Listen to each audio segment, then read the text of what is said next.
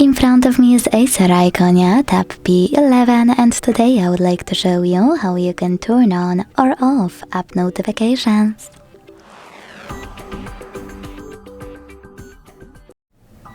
Begin by opening Settings and selecting Notifications right away. Then hit App Notifications here.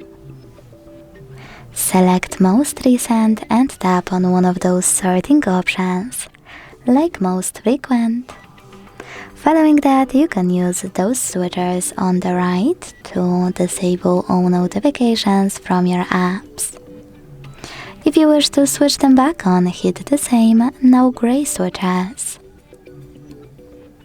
You can also select any app available on the left and manage all notifications from here.